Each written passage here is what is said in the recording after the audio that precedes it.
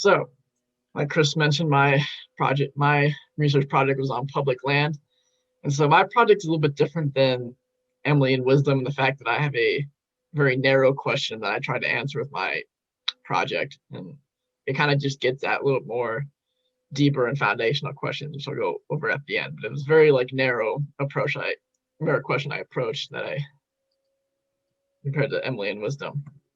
And so public land, a lot of people hear about public land, they don't exactly know what it is. And so this definition that I have there is literally what Wikipedia tells you when you look up public land. So it's essentially public land is basically just land owned by the government that is free for everyone that's a citizen of that particular state, country, whatever it is to use. And public land is one of those things where it's kind of unequivocally a good thing. It's shown to benefit the environment, it's shown to benefit local economies, and it's shown to benefit the mental health of people visiting the park. It's really like a win-win-win-win, and it spans the political divide. So I'll go over that a little more on the next slide. And so something else I think needs to get stressed before we go any farther is public land is also not homogenous. There's a lot of different types of public land, a lot of different people that manage public land. So in the United States alone, this map here in the bottom right corner of the screen is a map of the various different public lands in the United States. And these are just only federally owned public lands. These do not count for state-owned public land. And so you can see from this little map key who owns which ones. And so in the United States alone, you have, people typically think of like the NPS, National Park Service, when you think public land. You're thinking Yosemite National Park, you're thinking Yellowstone National Park, which is of course public land. But then you have public land that's owned by like the Bureau of Land Management, which you see this orange all out in the west. That's all BLM land, which can be everything from pasture land that farmers can use to graze on to forest land that people can harvest for timber. The Forest Service owns the National Forest System. And the National Forest System is interesting because it's actually protected what's called multiple uses, which is not just we're gonna set this aside and not touch it. That's kind of what the National Park System does. Multiple uses is we're going to use this for timber harvest. We're going to use this for recreation. We're going to manage this land in a way that we can use it for many different things. And so there's many different decisions we have to make when we're deciding how we're going to manage the lands themselves, which is also an interesting thing. And so kind of the question that I came to when I was thinking about doing a research project was, if public land is something that's kind of unequivocally good, why don't we have more of it? At the end of the day, public land is inherently political. It's run by the states, run by the federal government. It's a political act, but it's something that can and does often span the political divide. It's not a Republican versus a Democratic issue. It's just something that really everyone can get behind when they get put to it. And one good example of this was this thing passed last year of the summer called the Great American Outdoors Act, which was basically the biggest public land bill since like Eisenhower was president. And it was passed with broad bipartisan support. It wasn't really a Republican or a Democratic bill. It was just a bill that they passed. So you have this thing that's kind of bipartisan. So the question is, why do we have more of it? And so it's really just comes down to issue saliency more than anything. It just often just gets neglected when we're talking about budgets. And so, conservatives obviously prefer spending cuts in general. Most often the first thing to go, environmental spending. Public lands kind of fall under that umbrella. Liberals too, they like to spend a lot of money on the environment, but often when they're thinking of environmental spending, they're thinking of doing cleanups or how can we, support environmental justice. And public land kind of falls at the bottom of that. And then also when liberals like to spend money, they're often prioritizing social services, healthcare, other things like that. So what you see is public lands kind of just gets pumped to the bottom of the list a lot of times because it's something that you don't really see a very strong, you don't see a whole lot of special interest groups organized around public land. It's something that has a lot of diffuse support in the public, but it's not really something that has very high issue saliency, what we call it in political science. So given these constraints, I kind of just asked the question, how can we better provide public lands? And so I eventually arrived at Illinois and Missouri state parks. And so I'm from the St. Louis area. If you all remember this, I've moderated before, I've mentioned it. And so I kind of grew up in both Illinois and Missouri state park systems. And what you notice is the state park system in Missouri is consistently rated as like a top 4 or 5 state park system in the nation. And the state park system in Illinois, for lack of better words, is kind of garbage. And so, which is kind of a little bit interesting when you think about it, because public lands at bottom are a public good. And what you see in Missouri is a very conservative state providing a public good at a much higher, like much better than a more democratic leaning state in Illinois, which is typically not what you think of when you think of providing public goods. Typically you think that states that spend more money are going to provide public goods better, but that's not the case in Illinois and Missouri as far as state parks go. And so I kind of just approach this question of why this is. Why is Missouri state parks so much better than Illinois state parks? What can this tell us about public land in general, and even about how governments choose to spend their money in general? So here's just a basic breakdown of Illinois and Missouri, so y'all can kind of picture the two states we're talking about. So obviously, these two states over here. And so population, Illinois is roughly twice the population of Missouri. Average elevation, you can notice that they're remarkably similar, which is going to be important for things I talk about later.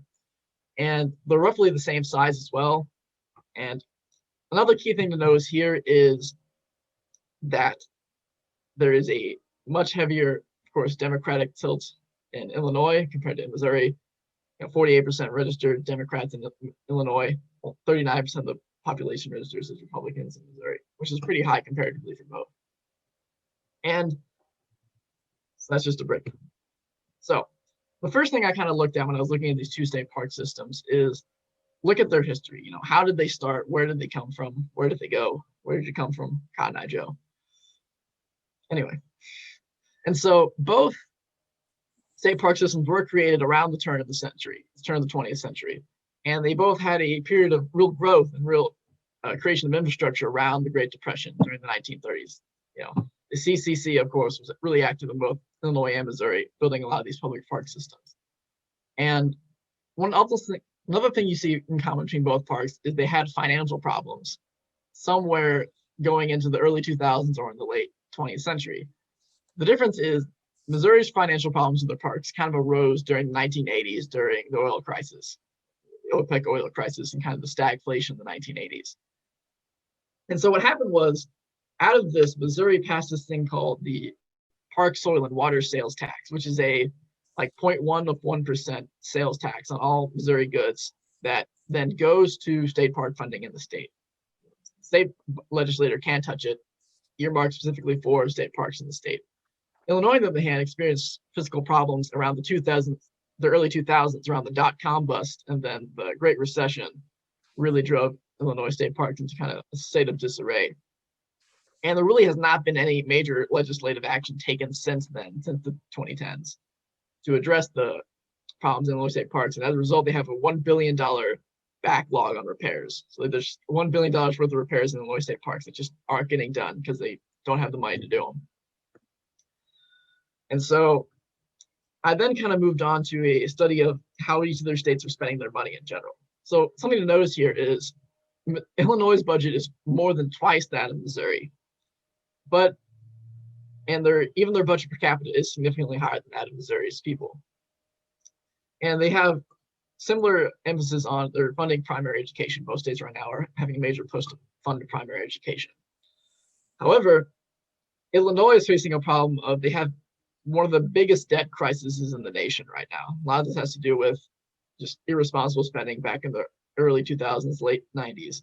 So they have a massive debt crisis right now. And they also have a massive pension crisis where they're having to fund these people's civil service pension that they can't do. And so they're trying to find new ways of creating revenue.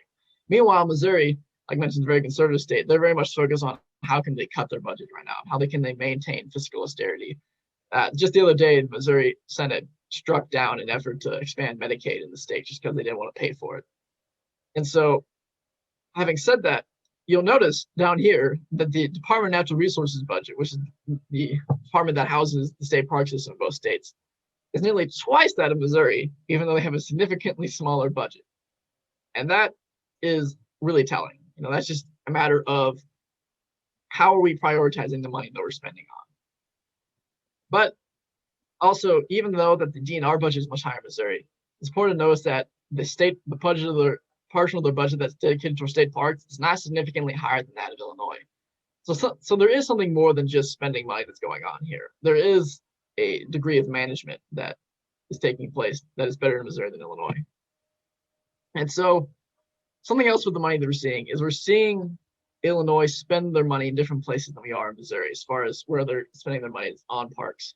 So I have the two states here. They're split up into their park region. Each state has their parks split up into different regions.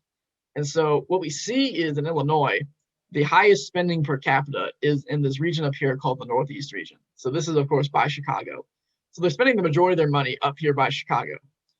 Now, for y'all that don't know much about the geography of Illinois, obviously Chicago is a really big city, but there's not really a whole lot up here, as far as landforms or geology-wise, that's really too remarkable.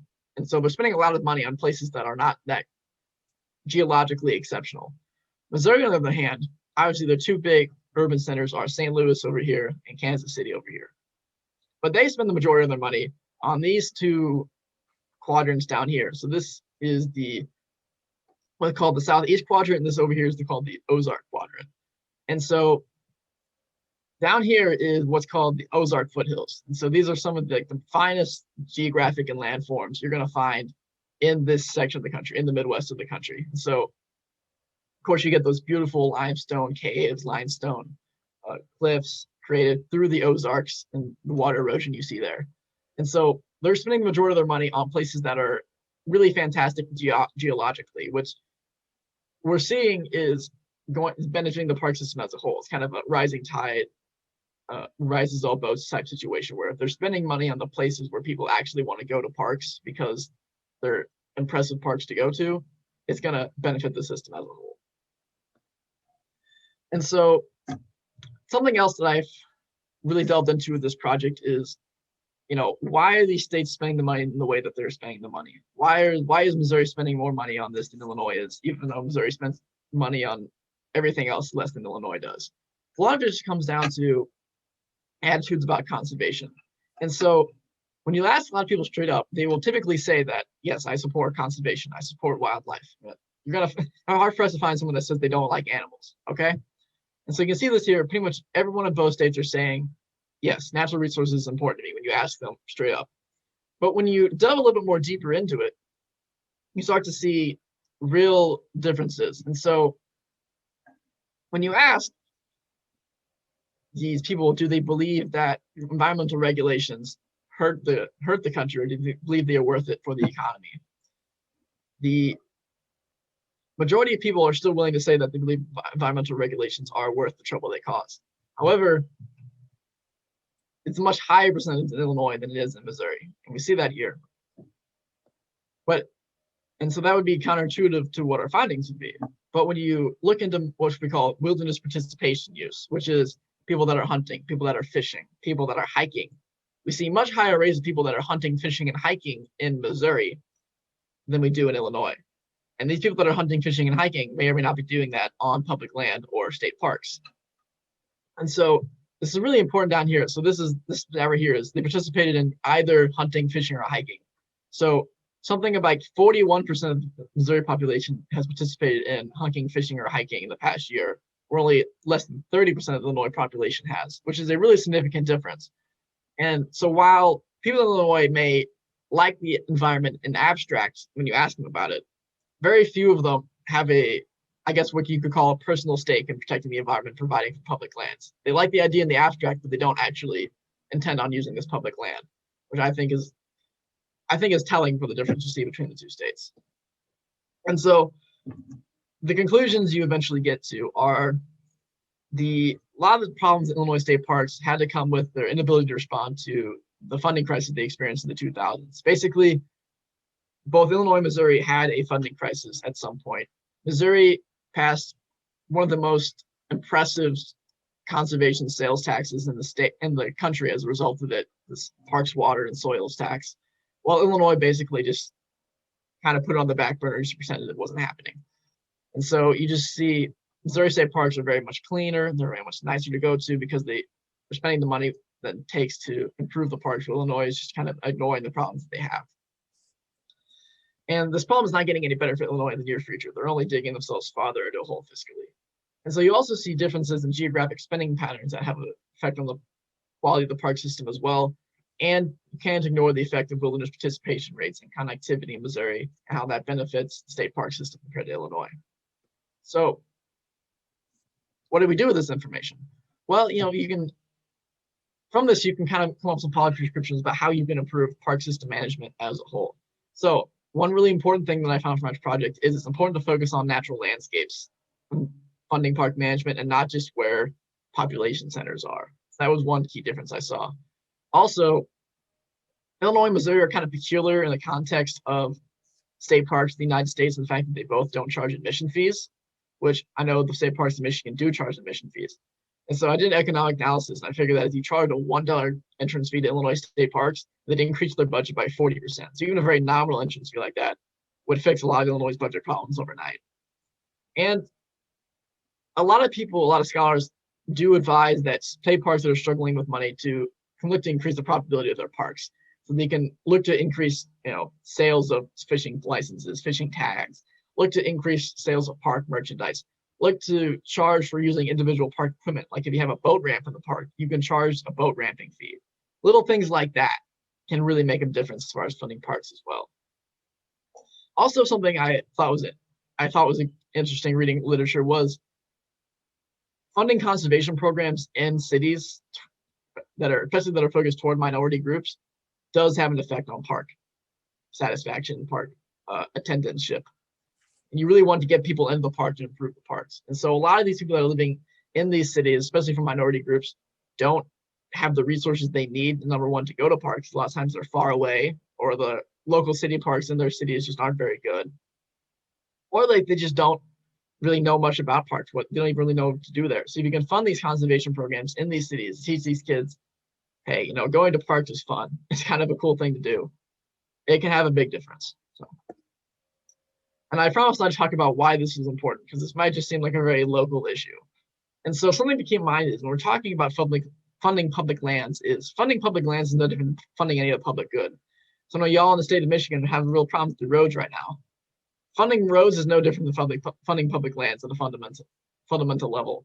And so when we talk about how we can better create consistencies for public land, we're talking about how can we better create constituencies for public goods in general, which is really important to know. And also, it's just important to create environmentally conscious and conservation-minded public citizenry in the United States. Of course, we're living in the Anthropocene, which is basically the fancy word for we're living in a stage of human existence where we are having a bigger impact on the environment than it's having on us. And that's not entirely a good thing. And so it's good to have people that, care about the environment, be a part of our citizenry, understand what the environment means for us. So that's just kind of a moral aspect. So that's basically it. So I'll stop screen sharing now.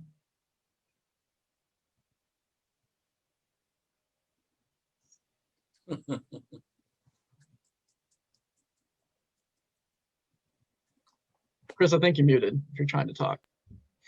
Nice.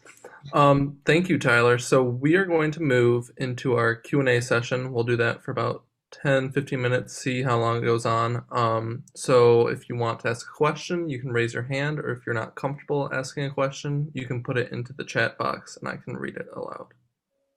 I know my presentation went a bit long, so I can just do 10 minutes for Q&A because I want to make sure Emily and Wisdom have enough time as well. So yeah, if anyone has a question, feel free to ask.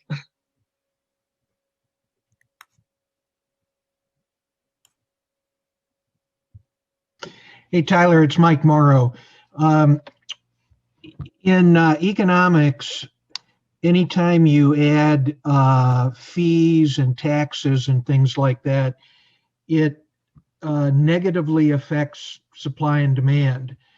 Did you factor in a percentage of decrease of usage at the time you add these fees so that you come up with a net increase in money available? In other words, it's not, if there's 1 million people attending and you add $1 fee, you're not going to get $1 million, because some of those 1 million people will decide not to pay that dollar, believe it or not. And so did you use a factor at anything or anything like that to show what a real return might be with those fees? That's an excellent question, Mike. That was so when I came up with that, increase the budget by 40% figure, when I originally just added $1 fee to everyone, it came out to be like over 50% increase in their budget. But then I thought the same thing you did. Well, there's probably gonna be people that don't want to go to the park as a result of the $1 fee. So then I kind of went with 40% as a very conservative estimate. That was the number was not the result of the most like rigorous economic analysis. That was just me kind of just like spitballing in the prescription section of my paper saying like, what are some quick, easy fixes that Illinois could do overnight? Well, sure, and it's not an exact number, but certainly there would be some effect. And so I was just curious if you factored in a potential decrease in attendance as a result of that. Yeah, no, I just kind of did like a quick and dirty method of if it's like 50%, I'll just knock off 10%. And then, because even so, like $1 is a very nominal fee. So like, I don't know what the exact rates are in Michigan, but many state parks charge as much as $10 entrance fees for citizens, and they don't see a really significant decline in attendance in state parks. So just a $1 fee is a pretty nominal comparatively to other states. So, and I thank you for the question. Yep. We have a question from Judith. She wants to know if Michigan or Missouri has an option similar to Michigan where you can renew your license plate and also add a state park pass onto that plate.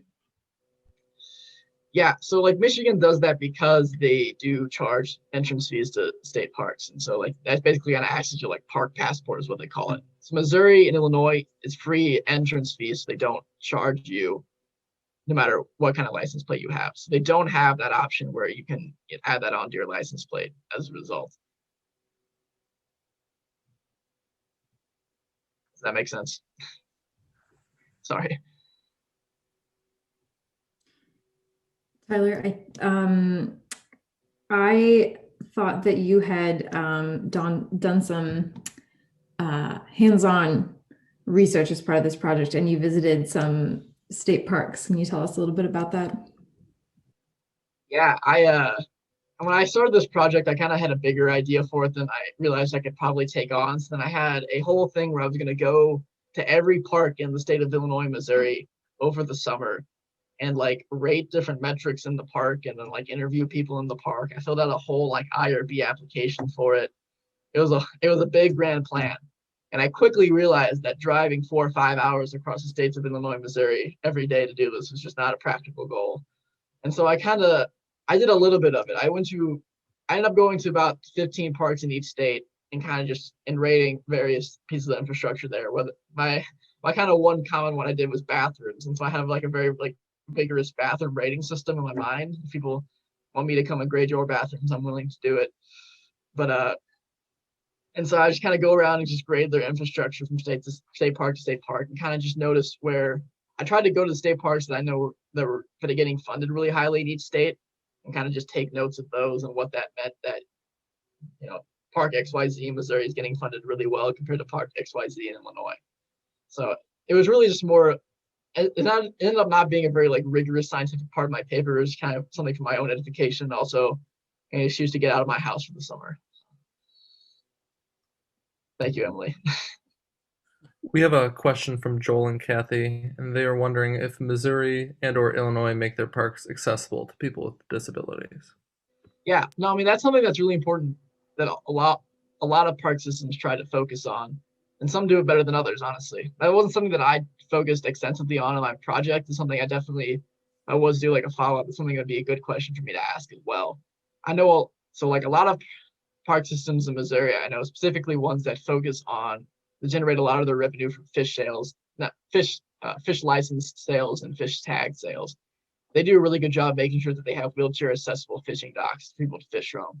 So like one of my favorite state parks in the world is this place in Missouri called Venice State Park.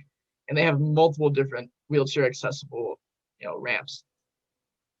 And a lot of it depends on the nature of the park itself. So a lot of times the really big parks that have really like famous hikes will try to make those hikes wheelchair accessible as possible being the key word there. But then some of the smaller parks that just don't have the budget for it, and they may or not have just like 1 or 2 trails in the park. It's a lot harder for them to try to make those trails wheelchair accessible. Like they don't have the money to pave the whole trail as a result. And so a lot of it is just a park by park difference. But that's something I didn't look into a whole lot. Something I definitely would be interested to look into in the future. All right, thank you for presenting with us, Tyler. We're going to move now on to Wisdom. Wisdom is going to be presenting on neighborhood change in Chicago, a case study of gentrification, disinvestment, and displacement and their consequences on African Americans. Wisdom is a junior at Michigan State, double majoring in urban and regional planning and history with a minor in cities. She's passionate about housing equality for marginalized groups in major cities. After graduation, Wisdom plans to obtain her master's degree in urban planning or history. Thank you for joining us, Wisdom, and congratulations on your award. Thank you so much for that introduction. Let me share my screen with you guys. Let's see. Can you guys see my screen? Oh, yes. Okay, cool. Do you see my presentation? Let's see. Okay. Can you guys see my presentation, like my slides? Yes? Okay, perfect. All right, so I'm just gonna give you guys a little bit of background. So the disinvested communities, they're disinvested because they're political agents, political decisions by local, state, federal governments that shape and limit the opportunities different communities have. And a lot of the times we see that disproportionate shares of African Americans and Latino Hispanic communities are the ones that face high levels of income inequality, poverty, crime, and it's due to systematic racism. And this graph here is a figure I generated with census data, which shows that of the people with the lowest incomes, African Americans tend to be in that group, and then people with higher incomes over, let's see, $100,000 or more tend to be white or Asian head of households. Yes, so these figures don't happen just by random chance. There were political decisions that were made. That is why things are like this. Specifically, my research focuses on the city of Chicago, and I want to start around the 1930s, kind of, and in around the 1940s, Chicago experienced a rapid decline in manufacturing jobs as steel left Chicago. We found that within 5 years, they had lost, it declined from 70% to all the way to 34%. And I was reading, and I think it was a New York Times article, and they stated the quote, many of those facilities presumably moved to nearby suburbs. So a lot of the jobs that were actually in the city of Chicago moved to the suburbs. And once the jobs moved to the suburbs, people with the economic means to get out of the declining city fled too. So it leaves the poorest people in the city with no jobs. And sustained disinvestment from manufacturing companies leaving, businesses leaving. If it's not intervened through the process of gentrification or reinvestment, we see abandonment where there's no stake left in communities. One of the things that strengthens disinvestment is the process of redlining. I'm not sure if we're all familiar with it, but this was one of the practices that was used in the 1930s, well throughout the mid 1900s. And basically, the Chicago Housing Authority used colors to denote which neighborhoods were desirable and which neighborhoods were not desirable, which would then help business owners decide if they wanted to put their business in such areas. On the right side of the screen, the green highlights the best neighborhoods. There's not very many best places to live in the city of Chicago. This was around the 1930s, this map was created. And the yellow and pink, the yellow specifically states that the neighborhood's declining. The pink indicates that this is not a place where you want to be, it's not desirable. And this was done specifically based off race. So if a community had a lot of African American, Latino, Hispanic residents, or even Irish communities, it would get a bad rating. And they also did this for other things, such as diseases. They basically labeled neighborhoods on characteristics that were not really important. And we see this affects the way that housing is still laid out today. Not so much, this redlining is now done away with, it's unconstitutional, but a lot of the times this did hurt African American communities, as businesses were less likely to move into that community, prolonging disinvestment and possibly even going into abandonment. And here I have a picture of Starbucks, because when I was doing a lot of my literature, I found one study that looked at how many Starbucks were built in certain communities as a indicator of gentrification. And while Starbucks is not always an indication of gentrification popping up, it's one of a telltale signs of different type of businesses, culturally different neighborhood is coming into an area. And basically gentrification seeks to increase a neighborhood's tax base. So basically it'll attract middle and upper class residents into communities. Hence, that's why the Starbucks is there. Other places like Whole Foods, or just businesses that lower income families would not be able to afford are now moving into a community, which suggests that the socioeconomic background is changing in that community. And a lot of the times the racial identity of that community is threatened as well. So my question, that was just a lot of background on a lot of the literature that I did for this study and just some things that I needed to understand.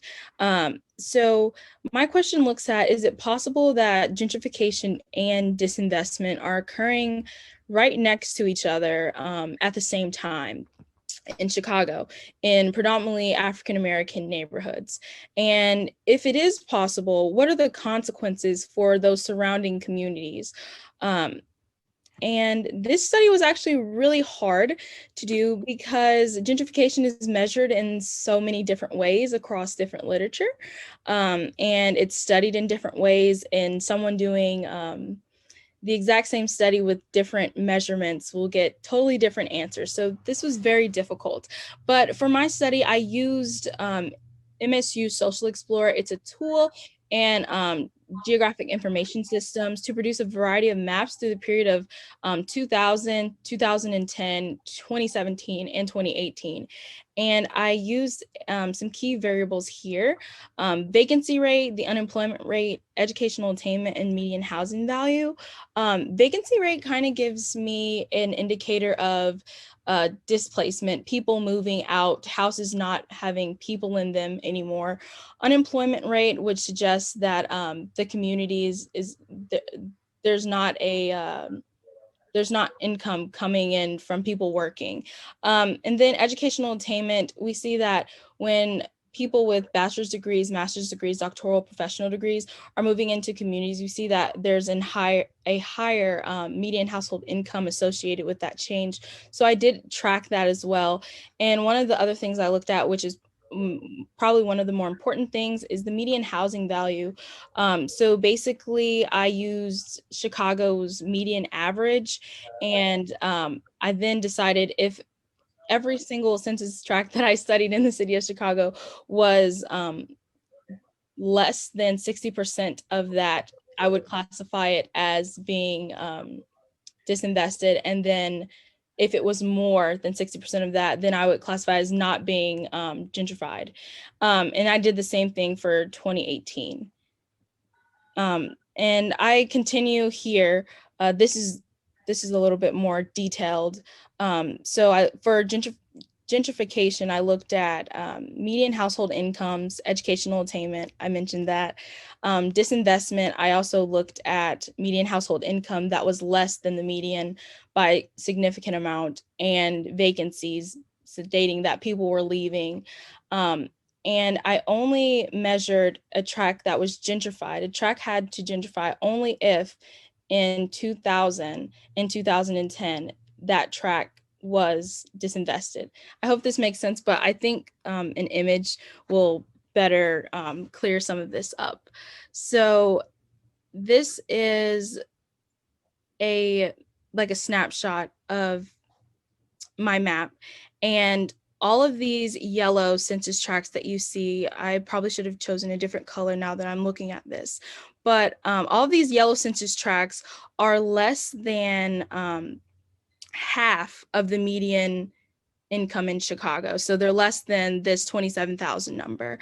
So if in 2010, a census tract was this yellow color, and by 2017, this yellow color had now turned to a brown color, I would classify that census tract as gentrified because it had gained a substantial amount of income. That's not all the way true. I also looked at things like educational attainment, but to put them all on the slideshow, it gets a little bit wonky. So specifically, this track here, I don't know if you guys can see. Can you see my pointer? I'm not sure. There's a track in the top corner, in the top right corner, and it's yellow to begin with. And by 2017, this track now turns brown. And we see that this census tract here experienced a lot of income coming into that track. The poorer residents seem to have left, or there is a higher percentage of wealthier residents moving into this community. Whereas this census tract down here, this sole little brown one in a sea of yellow, in 2010, we would consider this not disinvested, not gentrifying, just high income. By 2017, it had then turned yellow, and the sea of yellow actually even grew. And by looking at all of these census tracts and comparing them with other factors such as the vacancy rate, unemployment rate, and educational attainment, I was able to come to. Now I will turn to housing. Oh, sorry, I don't. This must be a recording. I'm so sorry. Sorry about that. By doing all of those calculations and looking at the changes from 2010 to 2017, and then from 2000 to 2018, I was able to find out that indeed that disinvestment, abandonment, and gentrification can happen together, and they can happen right next to each other, right next to each census tract. However, I found that gentrification is not happening as much as the literature would like to suggest. Well, specifically, it's not happening as much as we'd like to suggest in the city of Chicago. I actually saw that more census tracts were experiencing disinvestment rather than gentrification. So a lot of the literature that I've read focuses on gentrification being a problem, whereas in Chicago specifically, I see that a lot of communities are not, they're still low income. They don't have a lot of businesses and resources going into those communities, so they're remaining disinvested. However, poor communities are often surrounded by other poor communities, and in the rare chance in which a poor community is surrounded by by communities that are wealthier or with high incomes, we do see that the poor community will eventually gentrify because it's surrounded by other communities that are high income. So basically, I can't conclude that any one of the factors that I studied is causing gentrification, because I believe that there's a lot of causes that I haven't even looked at, like crime rate, that can influence gentrification and disinvestment. But I believe that some of the things that I do look at suggest that maybe the question shouldn't focus so much on why neighborhoods are gentrifying, but we should also focus more specifically on these disinvested communities in ways to promote additional money into these communities so that they don't become abandoned, and so that communities can have additional resources in their community without displacing the residents who are already living there. Yeah, so that's just a little snapshot of my presentation. This is like research that I've been working on for a lot of years, so it's I know it's like pretty short, but that's just a quick snapshot of some of the things I've looked at. Thank you, Wisdom. Well done. So we're going to move back into question and answers. So if anyone has any questions, say them aloud or put them in the chat.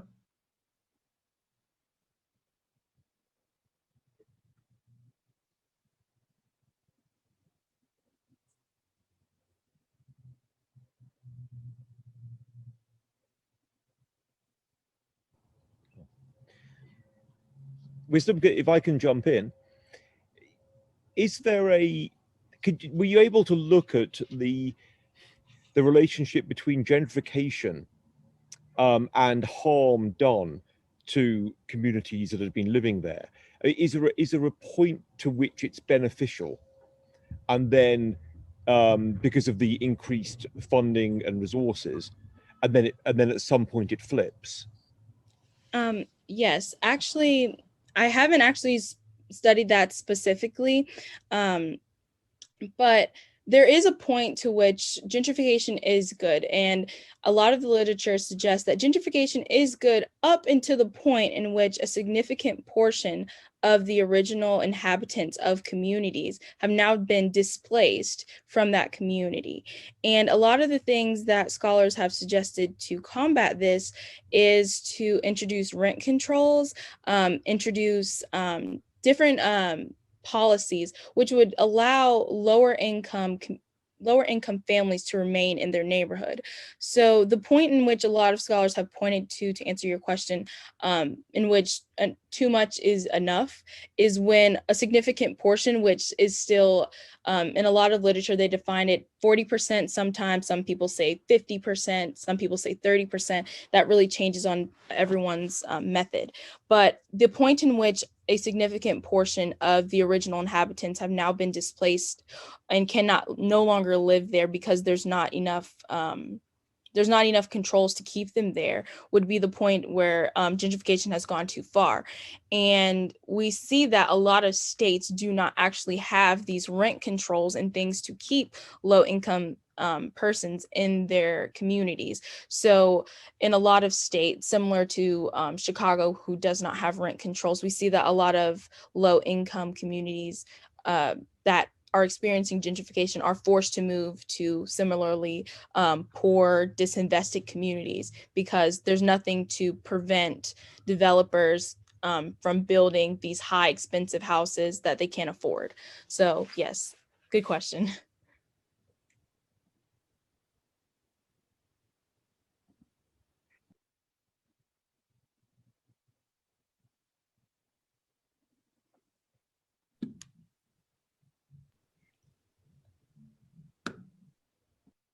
I have a question. Did this research play any part in the award that you recently got? Was it helpful in receiving that award? Did it come up in the application? Yes, actually, a lot of my application focused on this research project here. But because this was my very first research project that I have ever done, it was kind of an introduction into research, which gave me opportunities to conduct other research, which were a little bit more detailed, and that I was getting a little bit of help from faculty on how to run.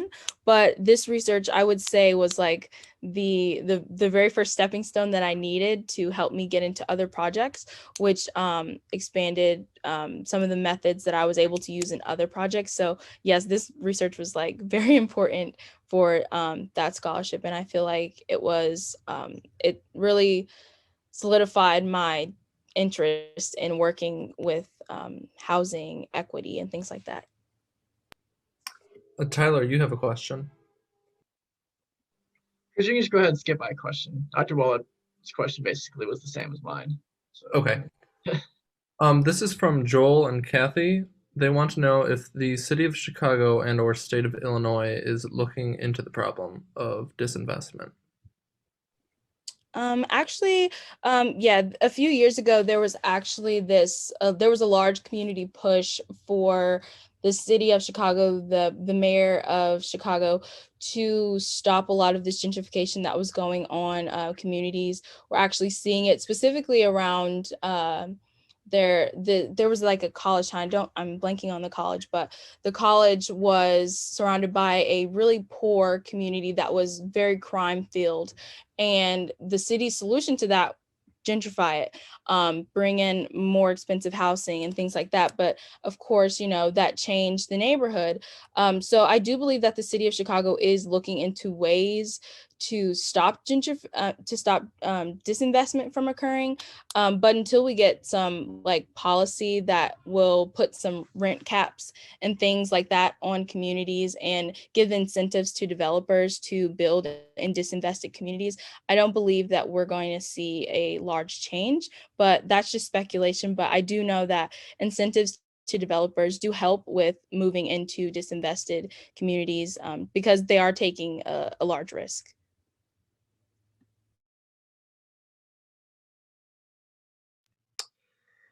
So Tyler wants to know, beyond imposing rent controls, what things can be done to help residents in gentrifying communities to stay in their home, or at the very least help them relocate to good housing. Yeah, so one of the great things that can be used is when businesses come in, being community-based, I want to say community-based incentives, which would basically be the community voicing their concerns, voicing their problems, so that when developers come in, they're not changing the neighborhood so much. Because a lot of the times, while yes, rent can increase, a lot of families, they try really hard to stay in their community, even if the rent has increased. And it would be a lot easier to stay in their communities if that community was similar to the original community that they first moved into. So by the community talking with new developers and talking with city officials to build a community that is, yes, has an increased tax base, but also has some of that original culture and flair that they're used to, really goes a long way with those community members. And a lot of times, just by reading qualitative studies, a lot of residents say those conversations go way farther than just imposing some policy, because you're actually hearing their voice and hearing things that they have concerns about. So I believe that communication aspect is sometimes overlooked.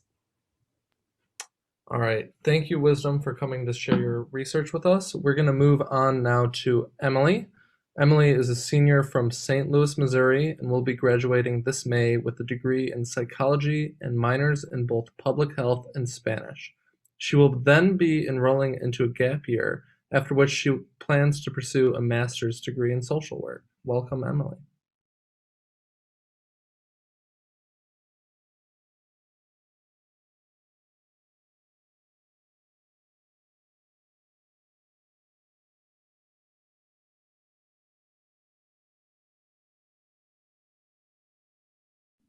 Okay, sorry for the delay there.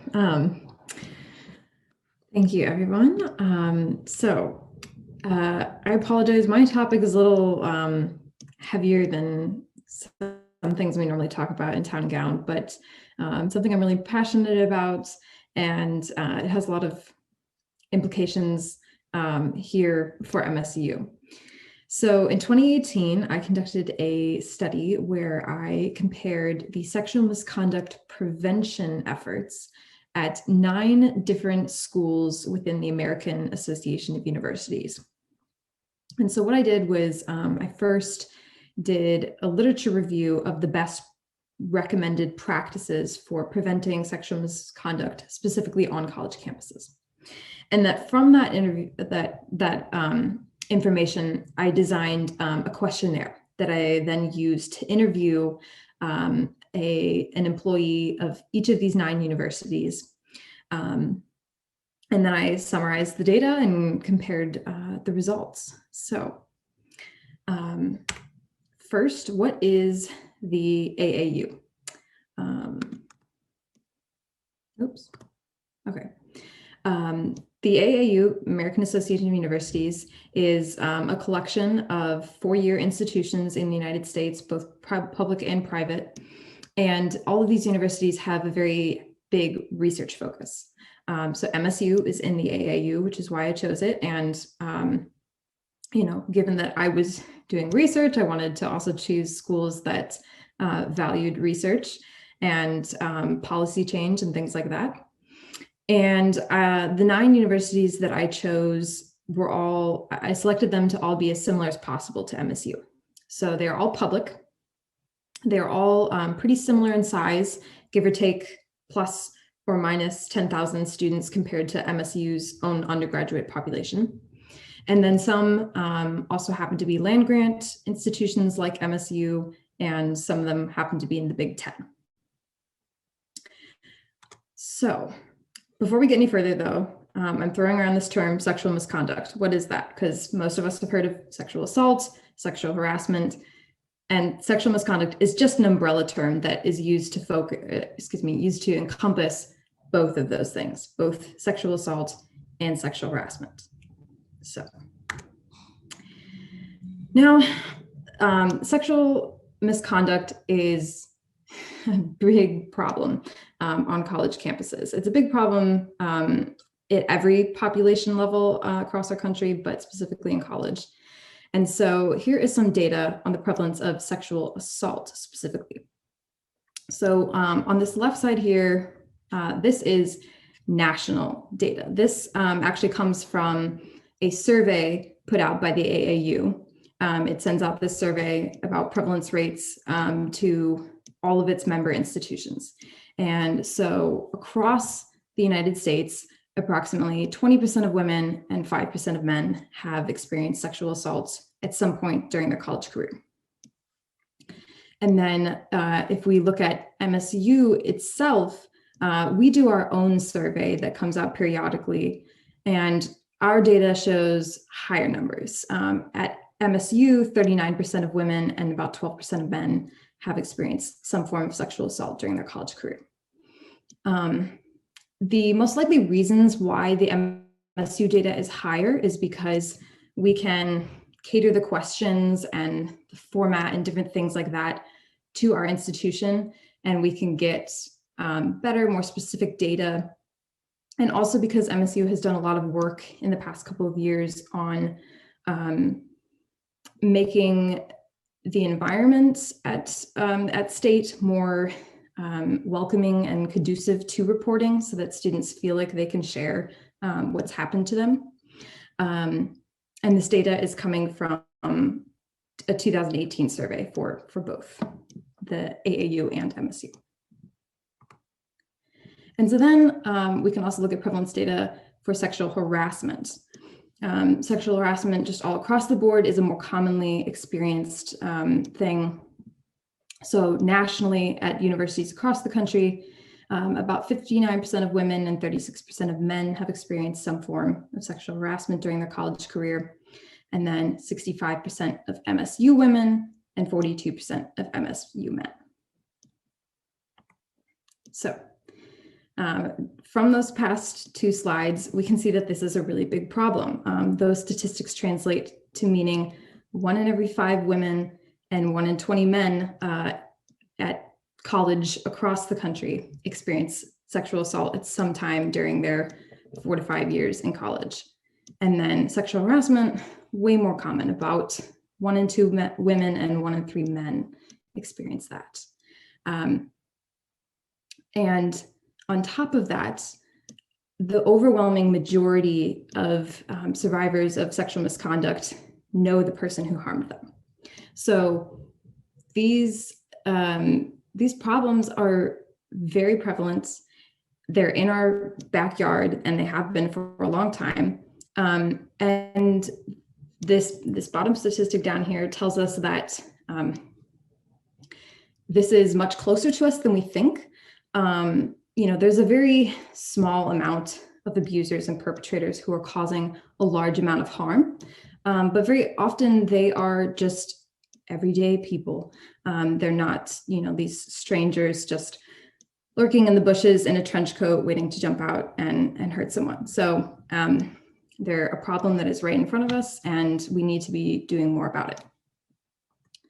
But we have Title IX, you say. Title IX is, why doesn't it help these kinds of issues? Well, there's actually a long history of legislation that relates to gender or sexual misconduct, but most of it, the majority of it up until recently has not had a preventatory focus. So Title IX, established in 1972, and what that does is prevent discrimination based on gender and sex. And it's really more of a legal and reactionary thing where people can say, this happened to me because of my gender, because of my sexuality, and that's illegal, so we need to do something about it. It really doesn't focus on stopping any sort of discrimination based on gender or sex. Then we go about 20 years without having any sort of legislation relating to these kinds of things. But then in 1990 comes the Gene Clery Act. And this is specifically focused on colleges as well, like Title IX.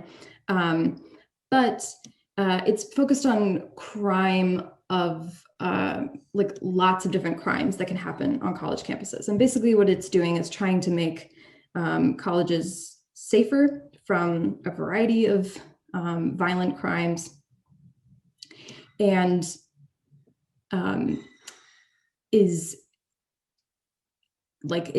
basically it establishes that universities also need to be more like transparent about the crimes that are happening on their college campuses. So it requires all schools that receive federal funding to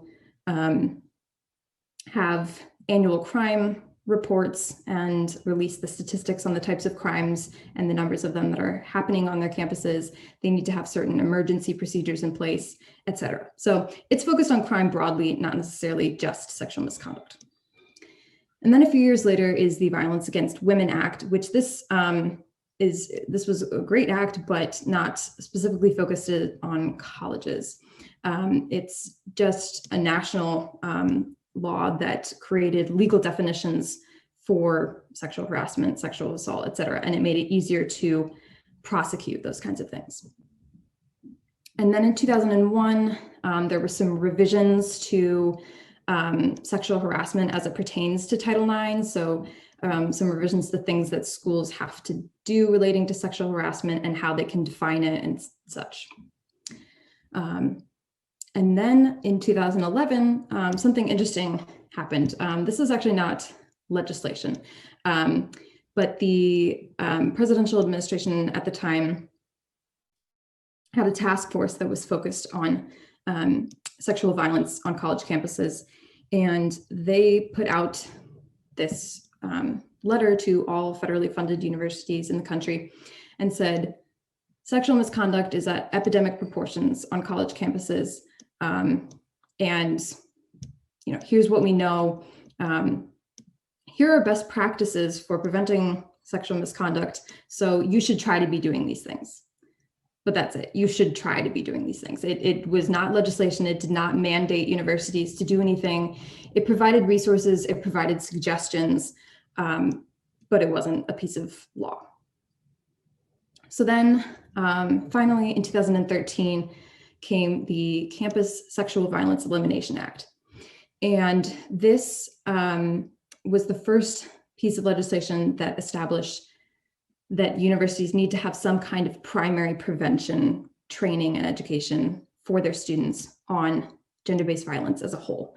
So gender-based violence means sexual misconduct education, as well as like domestic violence, relationship violence education. And this was actually an amendment to the Clery Act. But the flaw in it is that it's not very specific about what schools have to do. It really just requires the bare minimum from schools. They just have to have some form of sexual misconduct gender-based violence prevention education, but there's not a whole lot of regulations. Schools have a lot of leeway in what they can do, and that leads to schools having varying strengths of their prevention efforts. So as we'll see in my research, some schools are much more aligned with best practices than others. So what are these best practices that I'm talking about? There's a lot out there, but what I'm going to be talking about today is one of the most commonly used ones, and it is a 5-pillar framework that is put forth by the CDC. MSU uses it, and it's specifically for prevention and specifically for college campuses. So the first pillar is about comprehensiveness. And this says that like one of the most key things is that students need to have multiple doses of prevention education. Just having a one and done thing is not going to cut it. Research shows that any form of prevention education starts to really lose its efficacy after about 6 months. So if students do it once their freshman year or their first year on campus and never again, then it's really a loss. It's also important to have the most engaging prevention training possible. So it's more ideal to have in-person sessions than it is to just do an online module, which is unfortunately what a lot of schools do. And then again, with comprehensiveness, we want to be as encompassing as possible. We want to hit things from the broadest level possible. So we want to address gender-based violence as a whole, not just specifically sexual misconduct. So that also means talking about domestic violence and other issues. We also want to be intersectional, which means that we talk about how certain identity groups are at higher risk for experiencing sexual misconduct, and that there are different factors like toxic masculinity that can play a role. And we also want to encourage everyone in the campus community, so staff, students, faculty, administrators, to be stakeholders in this issue, to care about it, and to figure out how they can address this in their role at the university, how their department can address it, etc. The second pillar is having appropriate infrastructure. So in order to be able to deliver effective prevention education, you have to have the manpower to do it. So it's really important that universities have a sufficient amount of staffing. And the more best practices that you want to align yourself with, the more staff that you're going to need. As kind of just a given, these staff should be well trained, as well as any peer educators who are working with full-time staff. Peer educators are often students who are trained to help work on these issues. At MSU, the peer educators lead the in-person workshops that other students have to attend. And so they should be well trained, as well as the staff, in order to make sure that the training that everyone is receiving on campus is very standardized. A theme that was mentioned in the first pillar of prevention, but is also just kind of echoed in all of them, is that this should be everyone's responsibility. Everyone can do something to help prevent these issues. And so it's also important to engage stakeholders through a university work group where you have lots and lots of different departments who come together to collaborate on these issues. So you can have the residence hall staffing, you can have really high up leadership in the university, you can have student health and wellness, you can have the Title IX department, you can have the campus police department, and so on and so forth. And then the third pillar is audience. You need to know your audience, and you need to cater to them, and you need to know how to reach them, which, like I mentioned earlier, reaching them is really more effective if you're in person. But we also want to have trainings that are catered to people who are either perhaps more vulnerable to sexual misconduct, or to just different identity-based groups. So these can be people like the student athletes, people in fraternity and sorority life, LGBTQ students, international students, etc. We also want to shine a spotlight on people who are doing good work in these areas. We want to recognize them and use them as examples for the rest of the community. And we also want to just try to reach as many people as possible. So we can use the modern technology tools at our disposal, like social media. Then the fourth pillar is having good partnerships and being sustainable. So, there's always more that can be done with the more hands that are in the pot, the more manpower you have. And so it's important for universities to have partnerships with different organizations that are in the community, because there are domestic violence and sexual assault shelters and advocacy organizations that exist outside of the university. They can also partner with police and different education groups that are off campus as well.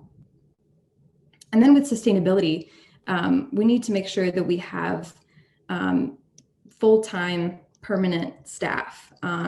There are a lot of universities that have graduate students that are employed in these positions, which is definitely great, and it gives those graduate students good experience.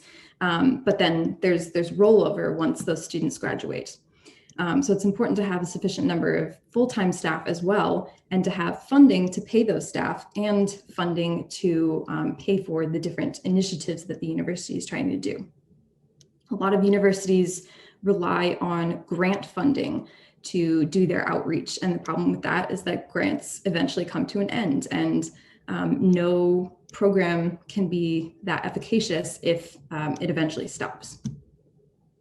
And then once again, we want to engage with the whole campus community, because the more relationships that we can build, the more likely that things are to just remain solid.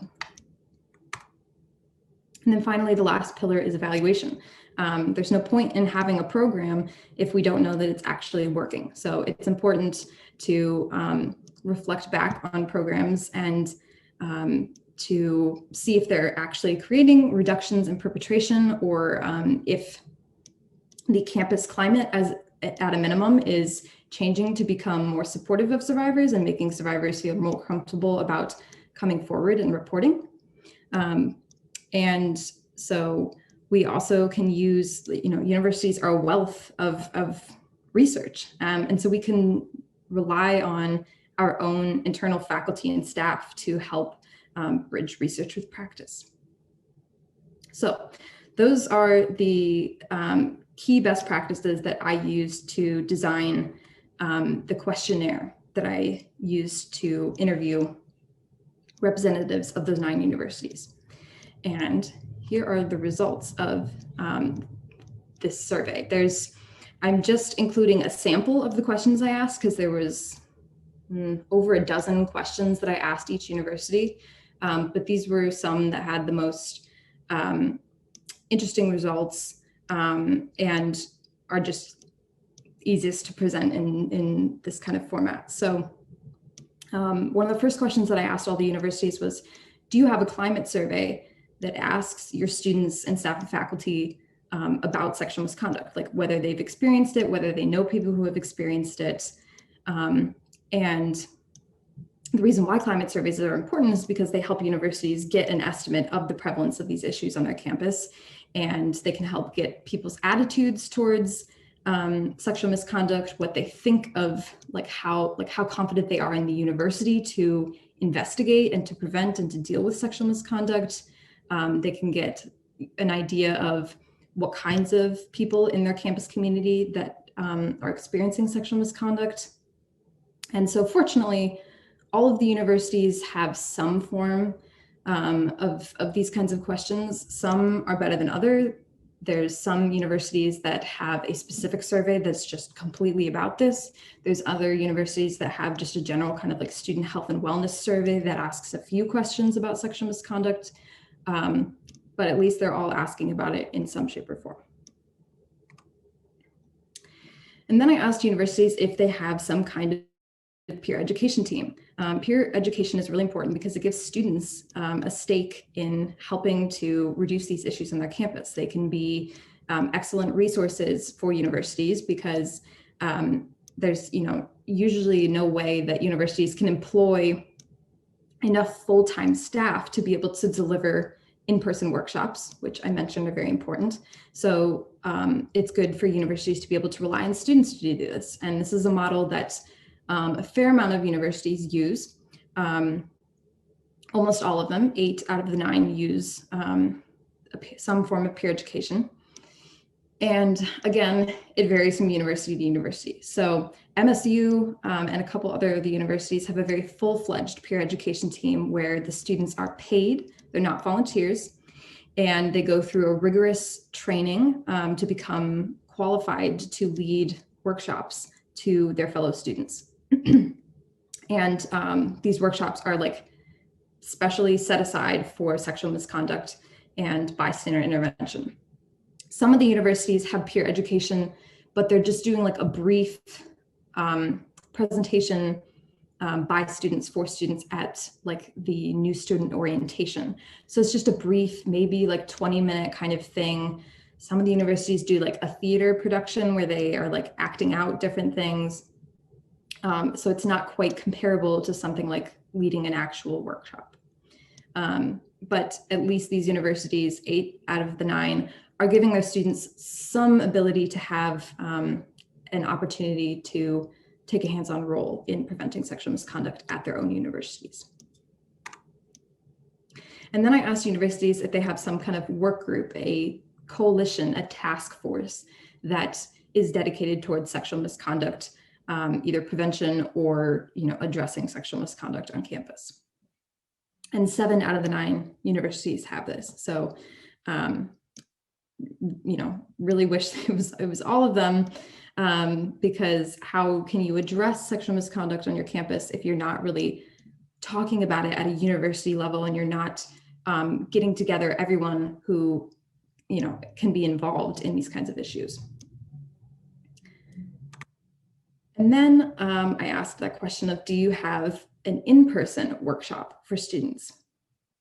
Because again, the in-person component can be in addition to an online component, which gets at that, that notion that having multiple exposures to prevention training is more effective. And again, like I said, in-person is more engaging because you kind of have to be there for it. You have to be more present than you probably would be for an online module where you can just kind of click through things to a certain extent. So about half of the universities have some kind of in-person component. And once again, it's a little apples to oranges. They're not all equal.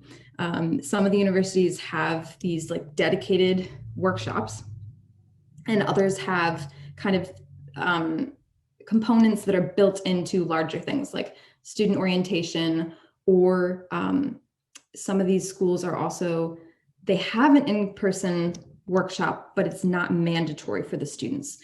Student groups or faculty members or other people on campus can just request these trainings, and then the responsible people will come and like present to a student club or to a faculty member's class. But there's even fewer than 5 schools that actually have a mandatory in-person component. Emily, not to interrupt, but we're running a little over our time, so if we could hurry it up a little bit. Thank you. And so then I also asked universities to what extent do they rely on temporary grant funding? And it's only about half of the schools that don't rely on any grant funding, that have sustainable internal budget that pays for everything that they do. And then again, only 2 of the universities give their students multiple exposures to prevention education. And those are those 2 schools that offer an online and in-person component that is truly mandatory. And then there's big problems with staffing. The most common amount of staff that work in a prevention-focused role at their university, so this is excluding people who are like Title IX investigators, the most common number is about 2 to 3 staff members. And you can't do much with just 2 to 3 people working at universities that range from about 30,000 undergraduate students to 50,000 undergraduate students. So not only on a prevention level, actually, we'll skip past this. So what we can take away from this is that though that Campus Sexual Violence Elimination Act finally put in place that universities need to have some kind of primary prevention component, we need it to be more specific, because right now universities are only held to a bare minimum requirement. And my research shows that a lot of them are not aligning themselves very well with the best practices. So how are we supposed to see reductions in the prevalence of these issues if we're not aligning ourselves with best practices? And we also, one of the most common themes that came away from my interviews is that these universities need more funding for what they're doing. If you have more funding, then you can hire more staff. And by having more manpower, there is way more that you can do to try to get yourself aligned with those best practices. So that is all. Thank you very much. Thank you, Emily. So we're going to move right into questions. Our first question is on toxic masculinity. And Bennett wants to know if you could define toxic masculinity and what is your evidence that it exists? Aren't criminal acts a matter of individual responsibility? Yes, so toxic masculinity, which I don't know if I, it's a very sensitive terminology, but basically what it is talking about is that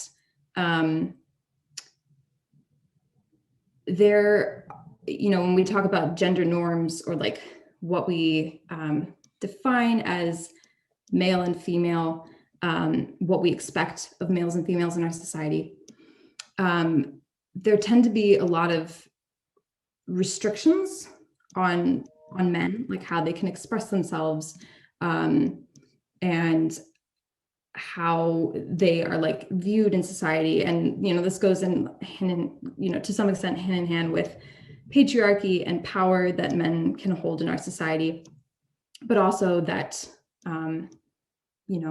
that like, to be a man you should do this and whatnot. So as it plays into sexual misconduct, I don't have any evidence, and I wouldn't profess that there is a correlation between toxic masculinity and perpetration.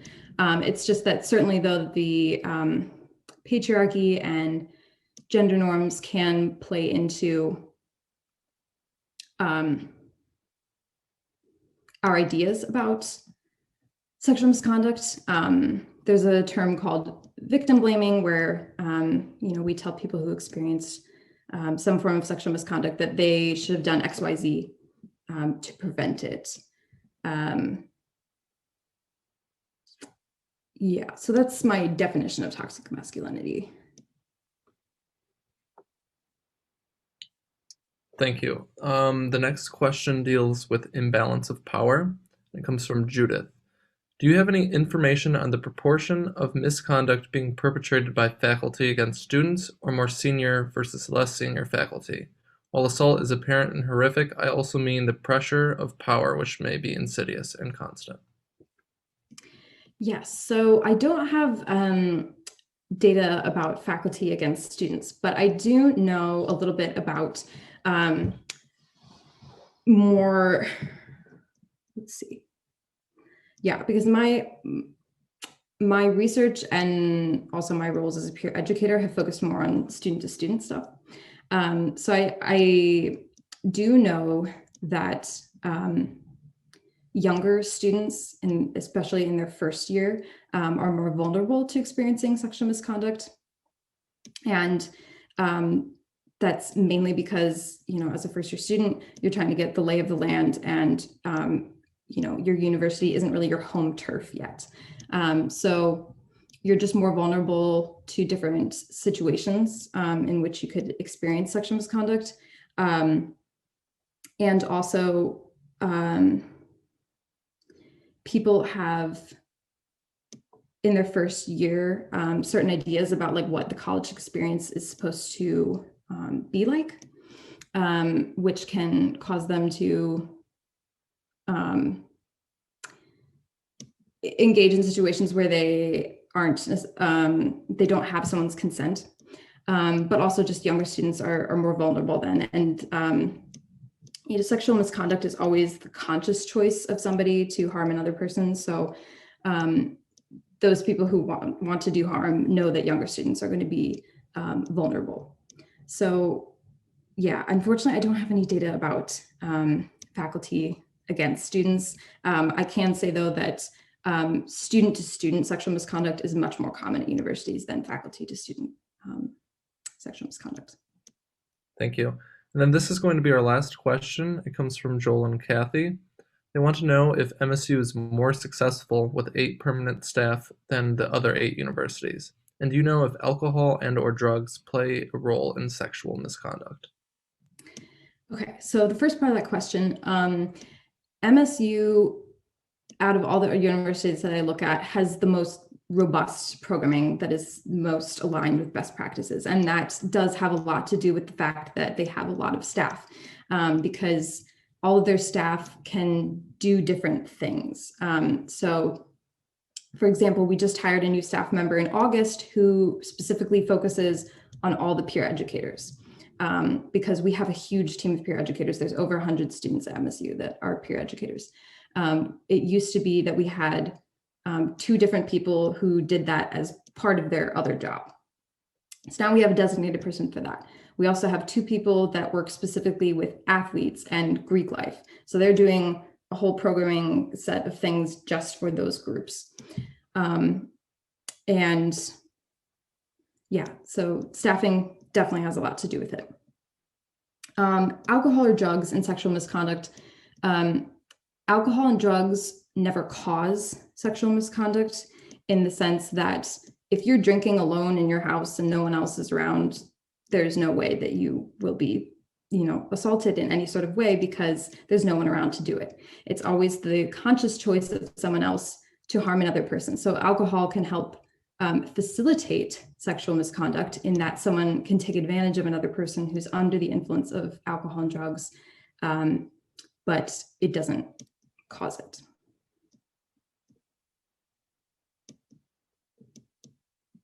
All right, thank you. And that's going to conclude our session for today. I want to thank Emily, Emily, Tyler, and Wisdom for joining us. I'm not sure who's presenting next week. Dr. Waller, do you know that? Yes, thank you all for the presentations. Excuse me. Yeah, I just want to emphasize again, what courage it takes to present. So I thought you all did a really wonderful job. Thank you very much for being in attendance. And please do come along next Tuesday, where the presenter is Dr. Shanaz Masani, who will be talking about an extraordinary, exciting, and maybe troubling new technology called CRISPR, by which we can edit our genes in a whole variety of different ways. It's an amazing breakthrough from the last, 15 years of biological science. So she'll be talking about the potential and the perils of CRISPR. But yeah, again, thank you all, and thank you, Chris.